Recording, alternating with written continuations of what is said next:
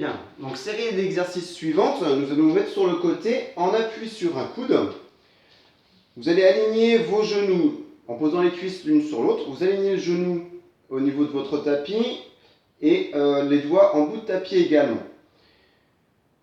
Faites attention, prêtez attention à votre épaule d'appui. Évitez de vous retrouver dans cette position. Cherchez vraiment à éloigner votre épaule d'appui et que votre coude soit à l'aplomb de cette épaule, qu'il ne soit ni trop en avant ni trop proche des côtes.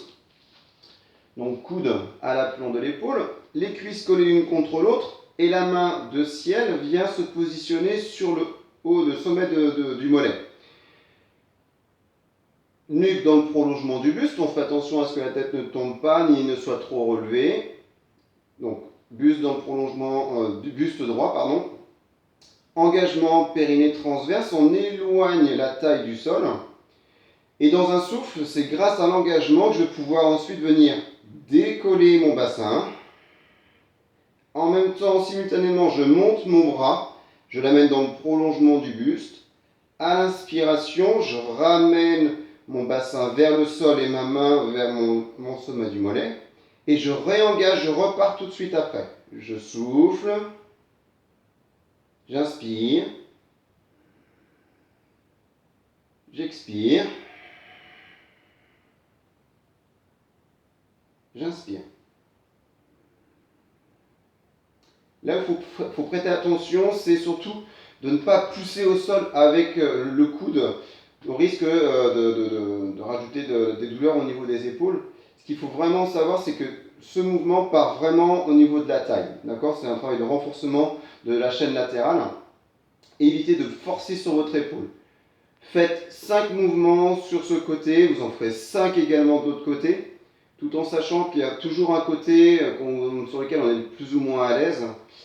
Je vous conseille de commencer par le côté sur lequel vous êtes moins à l'aise, ce qui permettra de limiter le nombre de mouvements. Si vous ne pouvez en faire que 3 du côté gauche, mais 6 du côté droit, faites-en 3 du côté gauche et 3 du côté droit.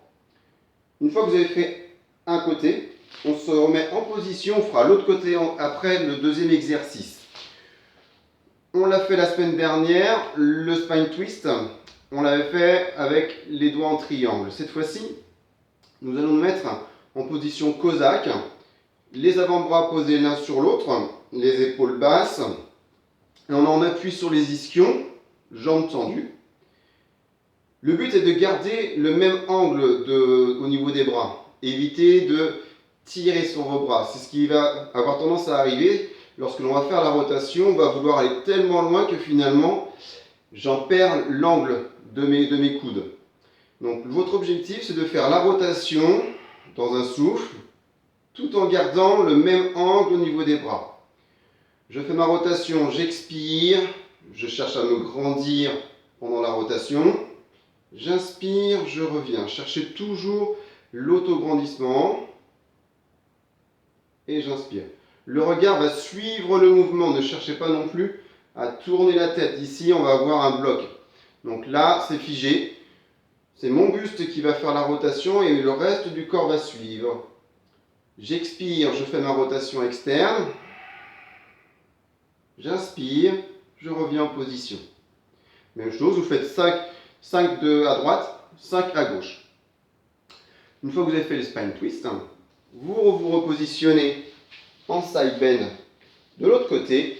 Même principe, je cherche l'éloignement de l'épaule par rapport à mon oreille. Mes genoux et mes doigts sont alignés, mes cuisses l'une contre l'autre, et je reprends le même engagement que tout à l'heure. Une fois que vous avez fait de ce côté-là, on se positionnera sur le ventre,